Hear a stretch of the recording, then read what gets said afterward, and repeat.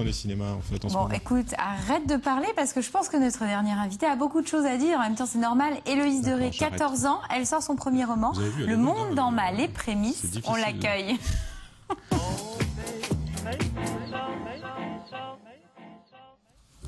Bonsoir à toi, Héloïse. Bonsoir. Ah, tu as vu, Stéphane a failli te piquer du temps dans cette émission. Mais heureusement, j'ai redressé la barre de ce navire. Bon, on va parler de ce premier livre, Le monde d'en bas, les prémices, c'est aux éditions du Quotidien. Une première, donc, pourtant, en même temps, c'est normal, 14 ans, 15 ans. Récemment, oui. Ah, voilà, j'allais me tromper. J'ai regardé, j'ai vu son œil. Elle a dit non, non, j'ai pas 14 ans, j'en ai 15. En tout cas, tu as commencé l'écriture de ce livre-là, tu avais 11 ans. Oui. Donc, il t'a fallu un certain nombre de temps pour pouvoir l'écrire, l'éditer, trouver un éditeur. Mais ça y est, il est là. Alors, comment t'es venue cette idée-là et cette envie à 11 ans de se dire, ouais, bah, je vais écrire un livre? Parce que ça n'arrive pas à tout le monde.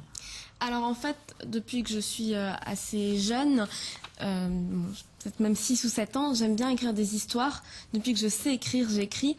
Mais j'avais jamais terminé une histoire, ou alors elle tenait en une page. Et quand j'ai commencé Le monde d'en bas, je pensais absolument pas la terminer, en fait. J'ai commencé comme ça, comme j'en ai commencé plein d'autres. Mais je ne m'attendais pas à aller au bout, et ça a été même une surprise pour moi, en fait, de voir que j'arrivais à terminer ce livre. D'autant que je m'en suis pas vraiment rendu compte en écrivant, c'est que à la fin, au bout de 2 ans d'écriture, que j'ai vraiment pris conscience que j'avais terminé l'histoire. Alors, une histoire, pour le coup, qui est longue, parce que là, on est sur le premier tome, Voilà. et derrière, tu en prévois 7 ou 8 autres. Donc, effectivement, là, 2 ans d'écriture, ça a donné de la matière. Alors, pourquoi l'héroïque fantasy? Tout simplement parce que c'est principalement ce que je lis, en fait. Bon, moi, j'aime beaucoup tout ce qui est magie depuis que je m'invente des histoires et que j'écris, comme je l'ai dit. J'invente des histoires où il y a de la magie presque tout le temps. Et donc, c'est vraiment un univers que j'aime bien, l'heroic fantasy, des mondes un petit peu étranges, des personnages qui ont des pouvoirs. Alors, j'ai lu effectivement une partie de ce premier tome, Le monde d'en bas. Et c'est vrai que même en tant qu'adulte, on n'a pas l'impression que c'est un jeune qui l'a écrit. On ne se sent pas rejeté, entre guillemets, en mode je ne comprends pas. C'est un monde qui m'échappe. Je ne suis plus du tout jeune et je n'y comprends rien. Tu es encore jeune quand même. Oui, mais bon, j'ai 30 ans quand même. J'en ai pas 14 ou 15.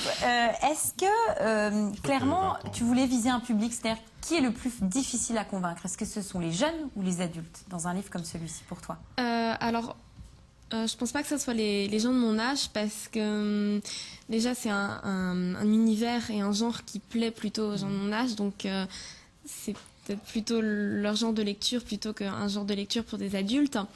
Et aussi, si c'est peut-être les gens qui ont mon âge ont peut-être plus de mal à imaginer qu'une personne de 15 ans ait pu écrire le livre, et du coup ils sont peut-être même plus impressionnés que des adultes. Donc je pense qu'ils sont un petit peu plus faciles à convaincre. Et bon, j'ai quand même principalement des retours de toute façon de personnes qui ont entre 10 et 15 ans. D'accord. J'ai eu quelques retours d'adultes, mais vraiment pas beaucoup. Et je dialogue quand même pas mal avec mes lecteurs. Mais c'est surtout des gens qui ont entre 10 et 15 ans à peu près, qui sont au collège encore. Et le fait d'avoir des retours comme ça, est-ce que par exemple, suite à la sortie de ce premier tome, tu as modifié des choses dans les tomes à venir exprès parce que tu avais eu le retour des lecteurs et tu t'es dit ah non, je vais peut-être modifier ça, je vais peut-être faire ça?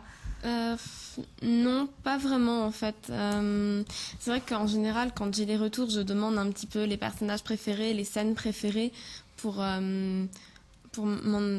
savoir un petit peu comment continuer.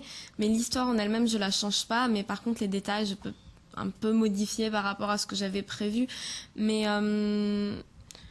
il y a aucune personne qui m'a dit vraiment précisément ce qu'ils préféraient dans le livre, les scènes préférées. Ouais. C'est plutôt finalement un retour global sur l'histoire, sur le livre.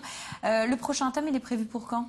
Alors là, il est mis en page. Il me reste juste une dernière relecture à effectuer. D'accord. Alors bon, je sais que pendant les grandes vacances, ça va tourner un petit peu plus doucement, donc j'espère que ça sera pour la rentrée.